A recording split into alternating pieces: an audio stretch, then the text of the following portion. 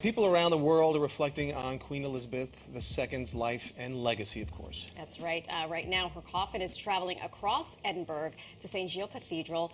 King Charles is also there to follow the procession. Joining us live from London this morning is Dave Calhoun. He's Time Out's Chief Content Officer for North America and the UK. Dave, thanks so much for joining us. Hi, good morning. Good to be here. Welcome. So much has happened since Thursday. You are there, boots on the ground. So can you set the scene for us? What are things looking like in London right now? Well, you're right. It's been an extraordinary few days. I mean, in some ways, it already feels like a few weeks, actually. I mean, the city is very much here in London getting ready for, what will be, one of the biggest events in potentially decades. As you said there, the Queen's body is currently in Scotland and will come down to London, the capital, tomorrow. She'll spend the night within Buckingham Palace. And then from Wednesday afternoon, she's going to be lying in state. Her closed coffin will be in Westminster Hall in London, all the way through to the morning of the funeral next Monday. So that means that anybody who wants to will be able to come and file past the coffin from Wednesday afternoon to Monday morning in Westminster Hall, which is part of the Houses of Parliament in the centre of London. I mean, that's set to be a huge and extraordinary series of days. I mean, the government is already, in some ways, warning people that they might want to think twice before coming, because it's going to be an incredibly long queue. It's been estimated at potentially 5 miles. There'll be airport security to go into the building.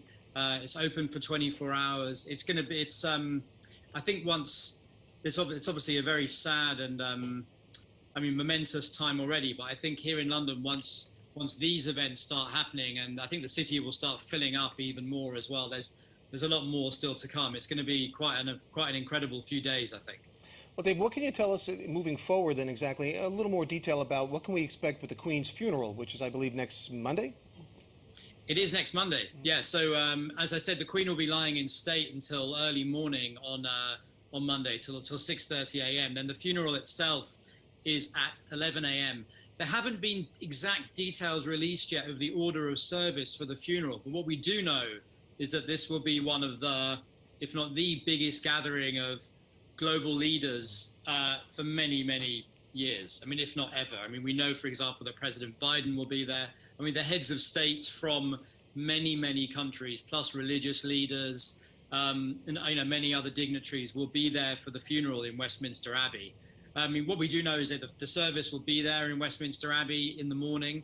Beforehand, the coffin will be taken from Westminster Hall on a horse-drawn carriage into Westminster Abbey with members of the royal family following it.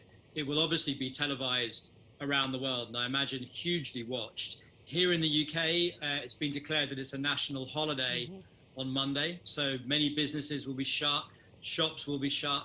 I'm sure hundreds of thousands of people will be there on the streets. And then following the funeral, the Queen's coffin will be taken by road from London to Windsor. Windsor Castle is one of the Queen's ceremonial homes, and it's there that the final service, the private family funeral, will take place in St. George's Chapel in Windsor.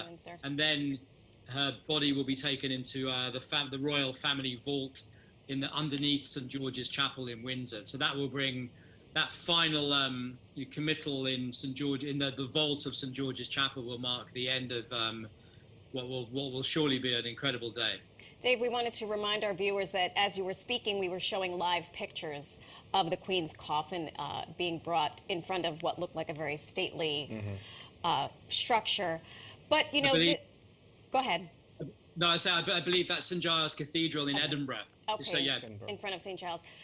This weekend was certainly fraught with a lot of activity as well. We saw that King Charles was actually proclaimed the king. When does that coronation happen? What other sort of links will happen? There's been talk of Camille. I wonder if you could walk us through that, if you have any inside information.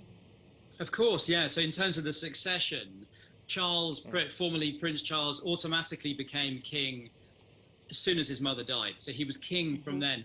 Interestingly, it's actually up to him what he's called as king. He decided to be called King Charles III, but he could have actually decided to be, for example, King George VII, or that's actually up to the new monarch. He decided to run with King Charles III. He, as you suggested there, the actual official coronation won't take place probably for in some point next year. They haven't announced a date yet.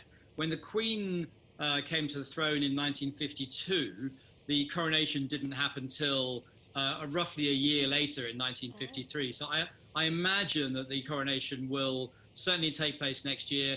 I wouldn't be surprised if there's a decision for it to happen in, let's say, April, May, or June, because I mean, as anybody who lives in London knows, winters in the UK are not fantastic. I'm sure they want this to be a fantastic celebratory occasion, and I imagine spring will probably suit people better more than January. Right. Dave Calhoun, thanks so much for all that information. I'm sure there's plenty more to come in the days ahead as well, but thanks for sharing that with us.